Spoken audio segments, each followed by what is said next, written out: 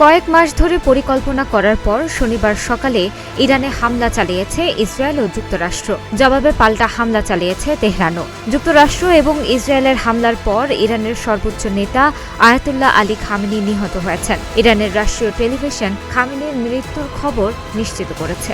সর্বোচ্চ নেতার প্রাণহানিতে শোক প্রকাশে রাজধানী তেহরানে দেখা গেছে জনতার স্রোত। ইরানের রাষ্ট্রীয় সংবাদ মাধ্যমের ভিডিওতে দেখা যায় তেহরানের রেভলিউশন স্কোয়ার ও তেহরান বিশ্ববিদ্যালয়ের সামনে বিপুল মানুষ সমবেত হন। উপস্থিত জনতাকে পতাকা নাড়াতে, স্লোগান দিতে ও খামেনির ছবি সংবলিত প্ল্যাকার্ড হাতে শোক পালন করতে দেখা যায়। রাষ্ট্রীয় সম্প্রচার মাধ্যম IRIBর ফুটেজে দেখা যায় হযরত ফাতেমা মাসুমেহর মাজারে উপস্থিত ইরানিরা আমেরিকা নিপাত যাক, ইসরায়েল নিপাত যাক স্লোগান দিচ্ছে। আয়াতুল্লাহ আলী খামেনির মৃত্যুর পর ক্ষমতার পালাবদল তদারকি করতে অন্তর্বর্তী সময়ের জন্য উচ্চ পর্যায়ের কমিটি গঠন করেছে ইরান। এই কমিটিতে রয়েছেন দেশটির প্রেসিডেন্ট, বিচার বিভাগের প্রধান ও শক্তিশালী গার্ডিয়ান কাউন্সিলের একজন আইনজ্ঞ। গার্ডিয়ান কাউন্সিল ইরানের পার্লামেন্ট প্রণীত আইন যাচাই বাছাই করার ক্ষমতাপ্রাপ্ত সংস্থা। ৩ সদস্যের এই কাউন্সিল সাময়িকভাবে দেশের যাবতীয় নেতৃত্ব ও রাষ্ট্রীয় কার্যক্রম পরিচালনার দায়িত্ব গ্রহণ করবে।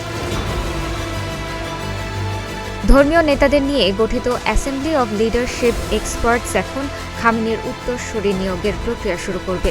সংবিধান অনুযায়ী এই নিয়োগ প্রক্রিয়া যত দ্রুত সম্ভব সম্পূর্ণ করতে হবে। তবে যুক্তরাষ্ট্র ও ইসরায়েলের হামলার মুখে থাকা ইরানে নিরাপত্তার কারণে দ্রুত সবার সমাবেশ করা কঠিন হয়ে পড়তে পারে।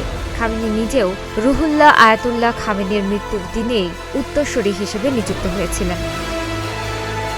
সর্বোচ্চ নেতা খামেনি নিহত হওয়ার পর ইরানের সংবাদ সংস্থা Fars news Islamic revolutionary guard কোরের একটি বিবৃতি প্রকাশ করেছে। সেখানে সংস্থাটি ঘোষণা করেছে তারা ইসলামিক রিপাবলিক অব ইরানের ইতিহাসে সবচেয়ে বিধ্বংসী আক্রমণাত্মক অভিযান শুরু করতে যাচ্ছে। IRGC বলেছে কিছুক্ষণের মধ্যেই এই অভিযান শুরু হবে। তাদের এই হামলার লক্ষ্যবস্তু হবে এই অঞ্চলের দখলকৃত এলাকা ও যুক্তরাষ্ট্রের সন্ত্রাসী ঘাঁটিগুলো। ইরানের প্রেসিডেন্ট মাসুদ পেজিশকিয়ান সর্বোচ্চ নেতা আয়াতুল্লাহ আলী খামেনির হত্যাকাণ্ডকে জঘন্য অপরাধ উল্লেখ করে উপযুক্ত জবাব দেওয়ার প্রতিশ্রুতি দিয়েছেন। প্রেসিডেন্টের কার্যালয় থেকে প্রকাশিত এক বিবৃতিতে এই ঘোষণা দেওয়া হয়েছে।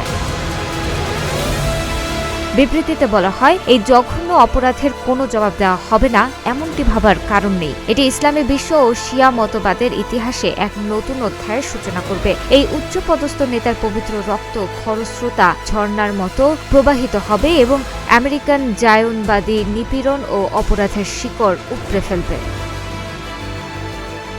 তানাজা আফরিন, প্রতিদিনের বাংলাদেশ।